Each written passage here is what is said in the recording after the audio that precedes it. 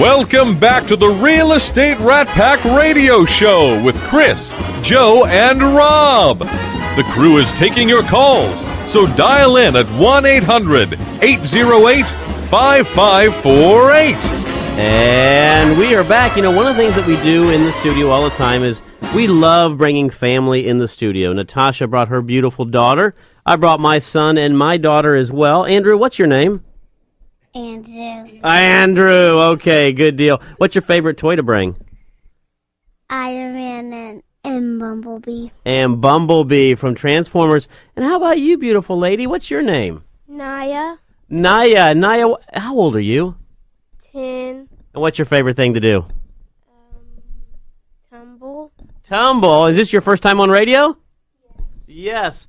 And hey, little princess, you don't want to talk? I got my daughter over here in the corner. She is being shy. She does not want to get on and say hello to everybody. You sure you don't want to say hello to the whole world? I know! Andrew is not the shy one in the family. I guess he takes after Dad on that one. So, but anyways, one of the things that we are a family show. As much fun as we like to have, we also like to make sure we bring family and the children in to experience something that's really fun and always a lot of fun to have them in the studio here with us. And they're always welcome. Absolutely. So we have Blast from the Past, and of course one of our favorite shows that I've actually replayed is one with PermaPier, and John Dowdy is here today. Welcome back. It's been a while, hasn't it? It has been a while. But it has been a while. He's our three-timer.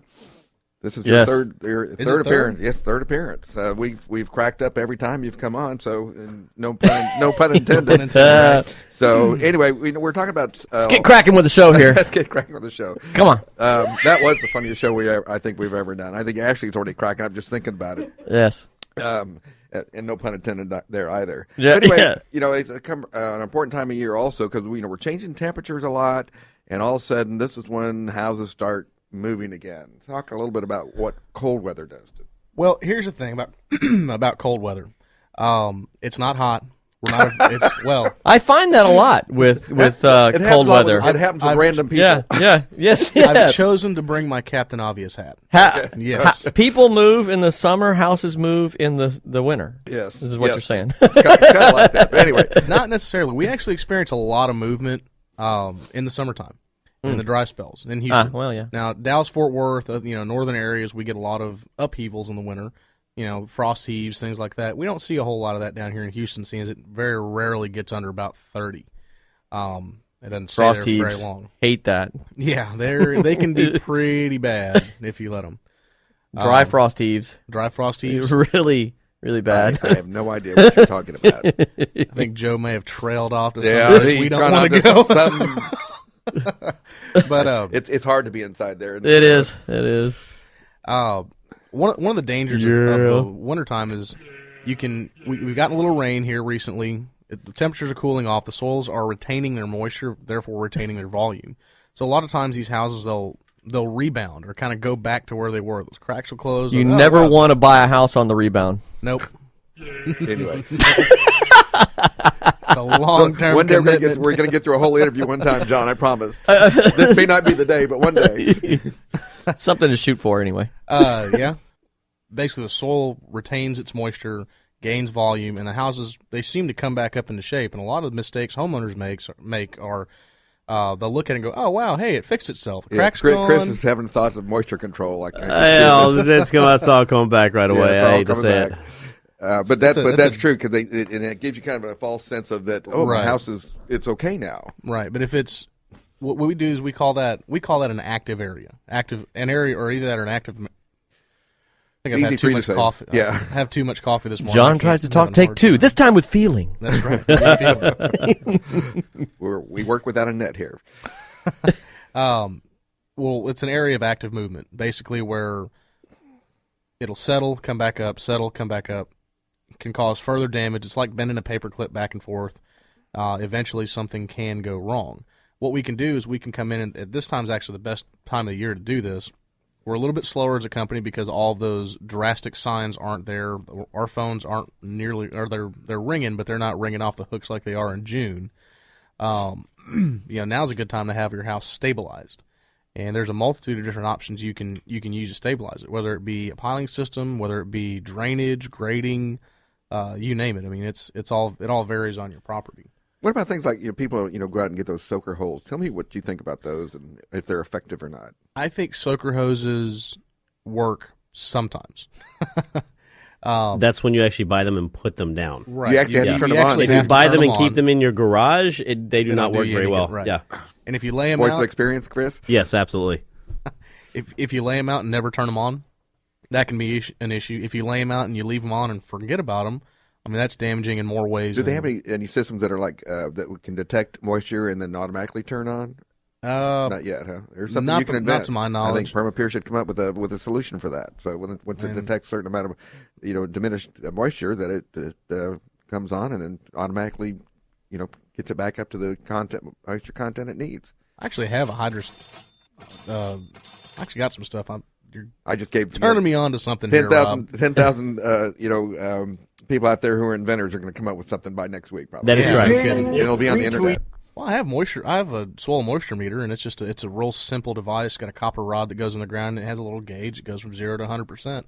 I could probably rig something up. And then what content is best for? Well, I was going to ask you, what do you need to see in a moisture reading like that? We like to see around a 50 to 60% moisture content is what we like to see. Is that in the gumbo type soil, or is that in sandy loam, or is that just any soil? Kind of a broad, general statement. I mean, sometimes it depends on the area. I mean, if you're in a real sandy area, I mean, you want it to be drier than others. If you're in a real gumbo clay, you go dig up your garden. It's that real thick, black, clumpy clay.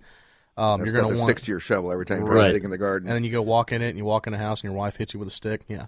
That stuff. And at what level are you getting concerned? You sit there. If you're on the clay type, for example, which I think almost 90% of Houston probably would be, is where you sit there and go, it's 10%. I mean, I need to be worried. I mean, what is that worry point? You can see it. You don't need a fancy meter, and these things that I'm talking about aren't even fancy. You can go out there and you start seeing cracks in the ground. Right. Yeah, and the ground's real hard. Rob, don't. Chris started it. You start seeing cracks and fissures in the soil, and the soil's real hard and dry. We're going to use fissures from now on. Fissures, yes. Stay away from cracks. What does fishing have to do with this? I'm lost. Pay attention, Joe. You can... bunch of fishers. Okay, are we talking angling? What let it go. Big mouth bass. I might have to go buy Joe a dictionary for Christmas. I don't know. I'm hungry. Can you tell? We should have fed him first. Yes. There's a bunch of day-old donuts out there. Age to perfection. Age to perfection. That's right. As you see these fissures in the ground, as the soil starts to separate, you can tell it's losing moisture because it's losing volume. It's shrinking. It's. I don't know we why. just can't do it. I don't know why. Every time I come in here, I seem I to cannot never make get it I finally figured it. composure. It starts with Joe, ends with Chris, and I'm always trying to. The problem is John sort of slowed down and looked at me when he started talking about those items and fissures, and as they dry and the cracks open, and it loses me every time. Yes, I don't care how you say it. We may have to ask you to leave. I know. You might have to, actually. I would absolutely agree. You got to invite him on the show when Chris isn't here. Yes. Hey, John, come on the show. Chris is out today. But keep going, though. Sorry about that. No, but as your soil loses moisture, it will lose volume, causing the home to shift, to move. And I could go on for days about this and put everyone out there to sleep, but... We only have a couple more minutes, so right. Don't do that. No, I could probably do it in a couple minutes. But... the best thing is if you have concerns, give us a call. Let us come out and take a look at it. It doesn't cost you anything but your time. And how do people reach you? You can get us. You can either visit us at www.permapier.com, or you can call our Houston office at area code 713-849-9993. On the website, I visited, but I haven't gone through the whole thing. Is there a lot of information about what people can do and explaining what's happening? There's a really cool little section, and we've changed our website around a bunch, and it's new and awesome, and I don't know it yet.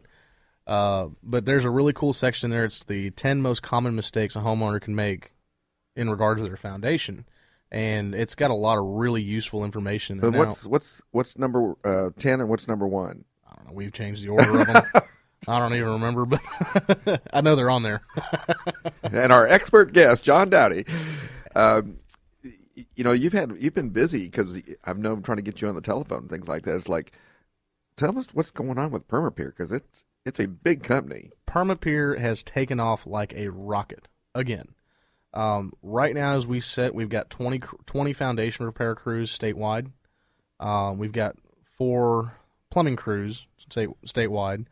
We're bringing a plumbing division down here to Houston. It's going to be dedicated. We're actually getting a new warehouse here shortly. We're actually doubling in size in the Houston market. Now, they can use the same name? Mm-hmm. No, we're the same name, just different. Can do the plumbing because oftentimes it's hand in hand. You're right. working on the ground and you have a plumbing issue because I know they had to excavate at my townhouse. Right. We had 3 broken pipes. Mm-hmm. They came in and repaired the slab and then came back and repaired the pipes because actually it was the pipes that actually caused the issue with the slabs. Right. Wow. Concentrated moisture. Right. And it just, Chris, don't go there.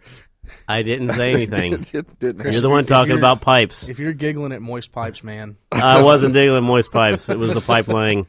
Anyways, what I was going to ask, though, is there a better time during the year to start looking? One of the things that I always ask is, obviously in Houston, we're a very moist climate in the sense that we have a lot of moisture in the air, a lot of humidity, et cetera, et cetera. Is there times that you see the number one, that you find more foundation issues than others? And is there a better time to repair it a lot of times? If someone knows they have an ongoing problem, is it a better time to prepare it during the summer, or is it just whenever it's there you need to repair it?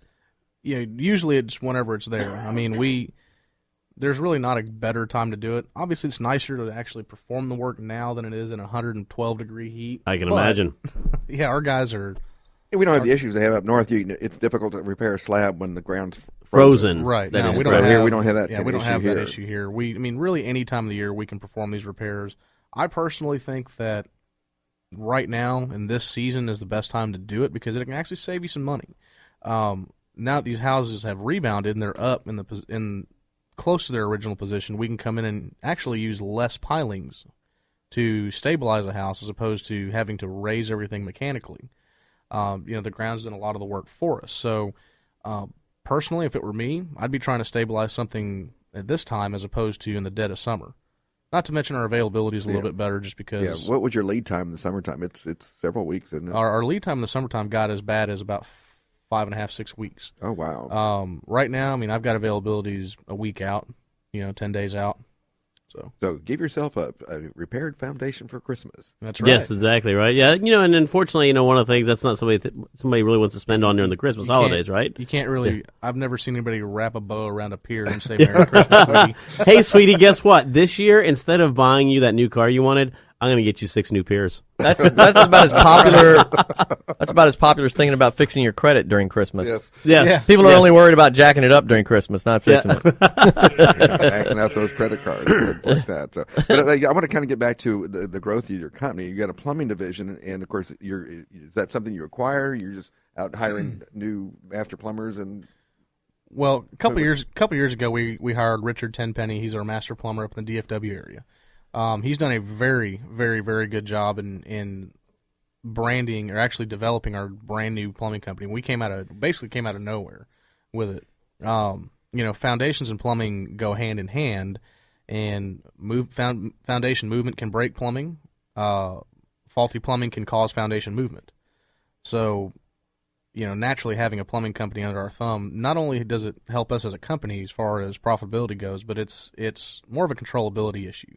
That way we can almost become a one-stop shop for you. You're not dependent on somebody else to show up. You are showing up as a crew. Yep. And it's actually, we didn't get real creative with a name. It's PermaPier Plumbing of Texas is what it is. Why recreate a brand that you've already been branding for years and years? Right. We know, and being able to have that integrated solution, to me, is absolutely imperative. Oh, yeah. Absolutely. Because you mentioned right there, a lot of times if you're going to do something and waiting for a third-party contractor to come out, there's some very good ones out there, I'm not going to lie there. However, it's better to keep that in. That way when the client goes to you, you can do, foundation moves so many things. That's one of the key areas. You have to be able to go in there and replumb. And there's some areas, because they used to use something they call black pipe that was used a lot in the 60s and stuff like that. That's old cast iron. Yeah. And then what happens is that stuff just rots away, and pretty soon the earth is your pipe system. And of course, that's where your house starts settling in, right in that position. So it looks like we're kind of coming up against a We're, break as again. usual, coming up against Another a break again. John, let me know one more time. How can we reach you? You can call our Houston office at 713-849-9993. That is awesome. That is John with PermaPier. We are coming up against a break. We have one more segment to go, where we have an open mic and talk about a lot of fun stuff. Hopefully I can keep it together and not crack too many jokes. Stay tuned. We'll be right back. Bodies glow, all the stars agree. A planet might be born, maybe even a galaxy. And in the morning,